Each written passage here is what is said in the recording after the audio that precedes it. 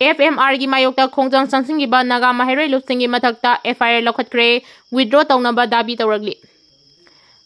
Central government ki maikidagi Indo-Myanmar border fencing khaba amasung pre-movement regime suspend tawbagi mayokta Senapati District Student Association na changsingiba khongjang aduga mari lainana Naga Pairaroi lupsingi mathakta FIR lokhatkiba thawongbu Naga gi student body kayana yamna kana yaningdaba phongduragli loinana Naga Pairaroi lupsingi mathakta paliba FIR withdraw tawba yauna Indo-Myanmar border fencing khabagi thabak khudakta lekadabani amasung FIR makhatana chalhangadabani FMR makhatana chanahangadabani haina dabi tawragli. Paumai Naga ta sidumai na thadoraba chirol amana hairibana June 3 da Senapati District Headquarter da Senapati District Student Association SDSA amasung Senapati SP ani gi marakta sauna mukna kiba thawdok aduga mari lainana Naga Pairaroi lustingba mangagi mathakta FIR lokhatkiba si yaningde thawdok aduda Senapati District SP gi maikidegi peaceful oina chathakiba protest aduda Yaikai Thingaiba pibada natana irang adu hena pakthok chawthok hankibani thawdok aduga mari lainana Senapati Police ki maikidegi Ancham Senapati District Student Union Mau Student Union Maram Student Union Paumai Naga Student Union Thangal Student Union Jeliangrong Student Union amasung Jeliangrong Student Union Senapati Zone gi mathakta FIR panbagi thawong adu akan mamawngda kanem tawi thawong asi Naga miyam gi democratic right unity amasung collective voice ta singnabani maramaduna student body sing asi mathakta paliba FIR sing khudakta withdraw tawgadabani Senapati SP amasung additional SP khudakta transfer tawgadabani hairiba demand sing asi thabak oina pangthoktaba tarabadi makhatana district asida tangdu leitadaba phibam haibadu oirakani. Antam SDSA yauna federal unit singi khongjang singda lup asina solidarity uli loinana Naga homeland gi damakta makogi culture amasung territorial integrity preserve tawnabagi damakta pre-movement regime makhatana chanahangadabagi khongjang asida mapungphana sogali government of India gi maikidagi su Naga miyangi history amasung emotional signification sing asi masak khangadabani haidi.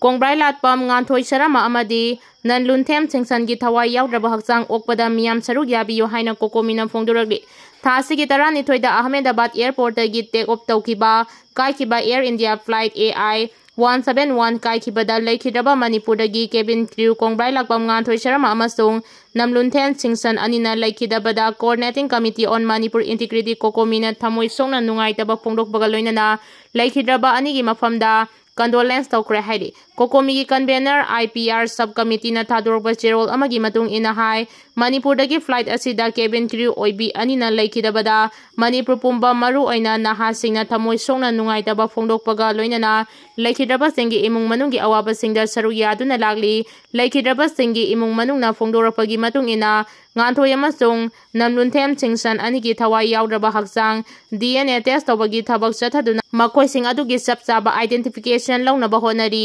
DNA test asi yamdrabada pung humrani thoirom changba yai DNA test asi hek loibaga laikhidrabi anigi thawai yaudraba hakchanggi makoi gi poknafam Manipurda nongmanini asida soidanamaki purakani haina phongdoragli amaromda kokomina miyam amadi civil society organization local club ting nahagi lupsing amadi community khudingmakna thawai yaudraba nganthoi amasung namlunthem chingsan ani hakchang na Imphal airport ta thunglaba matamda makoibu ikai khumnaba utpa amadi makoigi aroiba mathau mangam pangthokpada saru yaminasi haina kokomina appeal tawri. Hong Kong dagi Delhi tamna pairakiba India gi Boeing ama technical da asoiba leire singnabadagi mamai leiduna Hong Kong da amuk halakre. Ngasi Hong Kong dagi Delhi tamna pairakiba Air India gi Boeing 787 Dreamliner flight AI 315 nongthakda pairingai technical issue da soiba leire haina singnaba leibadagi mamai leiraba matung Hong Kong airport ta amuk takre pausin ha Air India gi Boeing 787 Dreamliner flight AI 315 adu India gi local times ta ngarang nongyai matung pung 12:36 taba matamda Delhi gi dama Hong Kong dagi pairakibani ngasi nungtil pung 12:10 taba matamda Delhi da thungadabani aduba flight adu nongthakta pairingai da technical issue leirakpadagi flight adu gi pilot ki kaman matung ina Hong Kong da amuk halaktuna takibani mafam adu da flight adu haudik check tabagi thabak chathari hairi haudik fabagi oina thawdo adu gi matang da Air India gi maikhe dagi official oiba statement amata thokpa leitri ꯑꯗꯨꯃꯣꯏꯅꯃꯛ flight ꯑꯗꯨꯗ ꯇꯣꯡꯈꯤꯕ passenger ꯑꯃꯠꯇ ꯈꯨꯗꯣꯡꯊꯤꯕ ꯊꯣꯛꯈꯤꯕ ꯂꯩꯇꯦ ꯍꯥꯏꯔꯤ꯫ ꯑꯍꯃꯦꯗꯥꯕꯥꯗꯇꯒꯤ ꯂꯟꯗꯟꯗ ꯄꯥꯏꯒꯗꯕ Air India B787 aircraft flight number AI-171 ꯀꯥꯏꯈꯤꯕꯒꯤ ꯊꯧꯗꯣꯛꯇ ꯐ꯭ꯂꯥꯏꯠ ꯑꯗꯨꯗ ꯇꯣꯡꯕ ꯃꯤꯑꯣꯏ 292ꯒꯤ ꯃꯅꯨꯡꯗ ꯄꯦꯁꯦꯟꯖꯔ ꯑꯃꯈꯛ ꯍꯤꯡꯍꯧꯈꯤꯕ ꯑꯃꯗꯤ ꯑꯇꯣꯞꯄ ꯃꯤꯑꯣꯏ ꯀꯌꯥ ꯑꯃꯅ ꯁꯤꯈꯤꯕꯒꯤ ꯊꯧꯗꯣꯛ ꯊꯣꯛꯈꯤꯕ ꯅꯨꯃꯤꯠ 4ꯅꯤꯒꯤ ꯃꯇꯨꯡꯗ ꯉꯁꯤ ꯊꯣꯛꯂꯤꯕ ꯊꯧꯗꯣꯛ ꯑꯁꯤꯅ ꯑꯦꯌꯔ ꯏꯟꯗꯤꯌꯥ ꯐ꯭ꯂꯥꯏꯠꯁꯤꯡꯗ ꯄꯦꯁꯦꯟꯖꯔꯁꯤꯡꯅ ꯊꯥꯖꯕ ꯊꯝꯂꯛꯂꯣꯏꯗ꯭ꯔꯥ ꯍꯥꯏꯕꯒꯤ ꯆꯥꯎꯅ ꯆꯤꯡꯅꯕ ꯄꯣꯛꯍꯜꯂꯦ ꯍꯥꯏꯔꯤ꯫ ꯒꯕꯔꯅꯔꯅ ꯁꯤꯌꯔ ꯂꯧꯗꯨꯅ ꯀꯣꯚꯤꯗ-19 ꯂꯥꯏꯆꯠꯀꯤ ꯂꯧꯈꯠꯀꯗꯕ ꯊꯕꯛ ꯊꯧꯔꯝꯁꯤꯡꯒꯤ ꯃꯇꯥꯡꯗ ꯃꯤꯐꯝ ꯄꯥꯡꯊꯣꯛꯈ꯭ꯔꯦ꯫ ꯁ꯭ꯇꯦꯠ ꯑꯁꯤꯗ ꯀꯣꯚꯤꯗ-19 ꯂꯥꯏꯆꯠ ꯁꯟꯗꯣꯔꯛꯄꯗꯒꯤ ꯍꯧꯖꯤꯛ ꯐꯥꯎꯕꯗ ꯃꯤꯑꯣꯏ 18 ꯄꯣꯖꯤꯇꯤꯚ ꯑꯣꯏꯈ꯭ꯔꯕ ꯃꯇꯨꯡ ꯉꯁꯤ ꯂꯥꯏꯆꯠ ꯑꯁꯤꯒꯤ ꯃꯇꯥꯡꯗ ꯃꯅꯤꯄꯨꯔ ꯒꯕꯔꯅꯔ ꯑꯖꯤꯠ ꯀꯨꯃꯥꯔ ꯕꯥꯍꯥꯂꯥꯅ ꯁꯤꯌꯔ ꯂꯧꯗꯨꯅ ꯔꯥꯖ ꯚꯕꯟꯗ ꯍꯥꯏ ꯂꯦꯚꯦꯜ ꯃꯤꯇꯤꯡ ꯑꯃ ꯄꯥꯡꯊꯣꯛꯇꯨꯅ ꯋꯥ ꯈꯟꯅꯈ꯭ꯔꯦ꯫ ꯃꯤꯐꯝ ꯑꯗꯨꯗ ꯌꯨꯅꯤꯌꯟ ꯍꯦꯜꯊ ꯃꯤꯅꯤꯁꯇ꯭ꯔꯤꯒꯤ ꯄꯥꯎꯇꯥꯛꯀꯤ ꯃꯇꯨꯡꯏꯟꯅ ꯁ꯭ꯇꯦꯠ ꯑꯁꯤꯒꯤꯁꯨ ꯂꯧꯈꯠꯐꯝ ꯊꯣꯛꯄ ꯋꯥ ꯈꯟꯅꯈ꯭ꯔꯦ꯫ ꯉꯁꯤꯒꯤ ꯃꯤꯐꯝ ꯑꯗꯨꯗ ꯆꯤꯐ ꯁꯦꯀ꯭ꯔꯦꯇꯔꯤ, ꯍꯦꯜꯊ ꯗꯤꯄꯥꯔꯠꯃꯦꯟꯠꯀꯤ ꯃꯀꯣꯛ ꯊꯣꯡꯕ ꯑꯣꯐꯤꯁꯤꯌꯦꯜꯁꯤꯡꯁꯨ ꯁꯔꯨꯛ ꯌꯥꯈꯤ꯫ ꯒꯕꯔꯅꯔꯒꯤ ꯃꯥꯏꯀꯩꯗꯒꯤ ꯂꯥꯏꯆꯠ ꯑꯁꯤꯕꯨ ꯊꯦꯡꯅꯅꯕ ꯍꯣꯠꯅꯕꯗ ꯃꯊꯧ ꯇꯥꯕ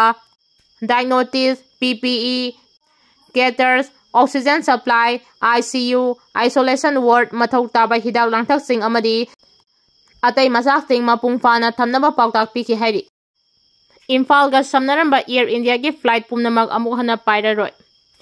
ꯆꯍꯤ ꯀꯌꯥ ꯂꯤꯁꯥꯡꯁꯤꯟꯅ ꯃꯅꯤꯄꯨꯔꯒ ꯂꯩꯕꯥꯛ ꯑꯁꯤꯒ ꯑꯇꯩ ꯑꯇꯣꯞꯄ ꯃꯐꯝꯁꯤꯡꯒ ꯁꯝꯅꯗꯨꯅ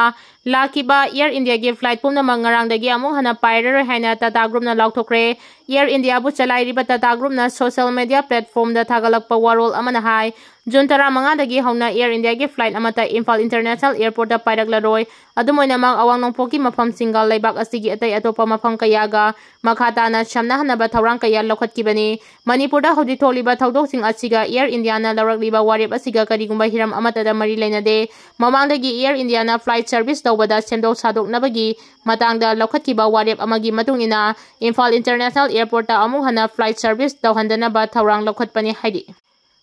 ꯏꯝꯐꯥꯜ ꯏꯟꯇꯔꯅꯦꯁꯅꯦल ꯑꯦꯌꯔꯄꯣꯔꯠꯅ ꯍꯤꯔꯝ ꯑꯁꯤꯒꯤ ꯃꯇꯥꯡꯗ ꯊꯥꯗꯣꯔꯛꯄ ꯋꯥꯔꯣꯜ ꯑꯃꯅ ꯍꯥꯏ ꯁꯥꯡꯂꯕ ꯆꯍꯤ ꯀꯌꯥ ꯏꯝꯐꯥꯜ ꯏꯟꯇꯔꯅꯦꯁꯅꯦꯜ ꯑꯦꯌꯔꯄꯣꯔꯠꯇ ꯁꯔꯚꯤꯁ ꯇꯧꯗꯨꯅ ꯂꯝꯗꯝ ꯑꯁꯤꯒꯤ ꯃꯤꯑꯣꯏꯁꯤꯡꯕꯨ ꯂꯩꯕꯥꯛꯀꯤ ꯑꯇꯩ ꯑꯇꯣꯞꯄ ꯃꯐꯝ ꯀꯌꯥꯗ ꯆꯠꯊꯣꯛ ꯆꯠꯁꯤꯟ ꯇꯧꯕꯗ ꯆꯥꯎꯅ ꯃꯇꯦꯡ ꯄꯥꯡꯂꯝꯕꯒꯤꯗꯃꯛ ꯊꯥꯒꯠꯄ ꯐꯣꯡꯗꯣꯔꯛꯂꯤ꯫ ꯑꯦꯌꯔ ꯏꯟꯗꯤꯌꯥꯅ ꯁ꯭ꯇꯦꯠ ꯑꯁꯤꯒꯤꯗꯃꯛ ꯂꯩꯔꯝꯕ ꯊꯧꯗꯥꯡꯁꯤꯡ ꯃꯇꯝ ꯄꯨꯝꯅꯃꯛꯇ ꯅꯤꯡꯁꯤꯡꯗꯨꯅ ꯂꯩꯍꯧꯔꯒꯅꯤ ꯍꯥꯏꯅꯁꯨ ꯏꯝꯐꯥꯜ ꯏꯟꯇꯔꯅꯦꯁꯅꯦꯜ ꯑꯦꯌꯔꯄꯣꯔꯠꯅ ꯁꯣꯁꯤꯌꯦꯜ ꯃꯤꯗꯤꯌꯥꯗ ꯊꯥꯗꯣꯔꯛꯄ ꯋꯥꯔꯣꯜ ꯑꯃꯅ ꯐꯣꯡꯗꯣꯔꯛꯂꯤ꯫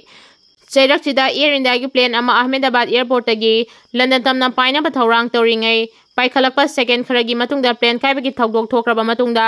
ꯌꯨꯅꯤꯌꯟ ꯒꯚꯔꯟꯃꯦꯟꯠꯅ ꯕꯣꯏꯡ ꯗ꯭ꯔꯤꯝꯂꯥꯏꯟ 787-28 ꯄꯨꯝꯅꯃꯛ ꯁꯔꯚꯤꯁ ꯇꯧꯕ ꯂꯦꯞꯍꯟꯅꯕ ꯈꯟꯅ ꯅꯩꯅꯕ ꯍꯧꯈ꯭ꯔꯦ ꯍꯥꯏꯅ ꯔꯤꯄꯣꯔꯠ ꯑꯃꯅ ꯐꯣꯡꯗꯣꯔꯛꯂꯤ꯫ ꯌꯨꯅꯥꯏꯇꯦꯗ ꯁ꯭ꯇꯦꯠꯁꯅ ꯁꯥꯕ ꯕꯣꯏꯡ ꯃꯈꯜ ꯑꯁꯤ ꯈꯨꯗꯣꯡꯊꯤꯅꯤꯡꯉꯥꯏ ꯑꯣꯏꯔꯛꯂꯦ ꯍꯥꯏꯅ ꯂꯧꯕꯗꯒꯤ ꯌꯨꯅꯤꯌꯟ ꯒꯚꯔꯟꯃꯦꯟꯠꯅ ꯍꯥꯏꯔꯤꯕ ꯄ꯭ꯂꯦꯟ ꯃꯈꯜ ꯑꯁꯤ ꯃꯈꯥ ꯇꯥꯅ ꯄꯥꯏꯕ ꯂꯦꯞꯍꯟꯕꯒꯤ ꯊꯧꯔꯥꯡ ꯑꯃ ꯂꯧꯈꯠꯂꯛꯄꯅꯤ ꯍꯥꯏꯅ ꯔꯤꯄꯣꯔꯠ ꯑꯁꯤꯅ ꯐꯣꯡꯗꯣꯔꯛꯂꯤ꯫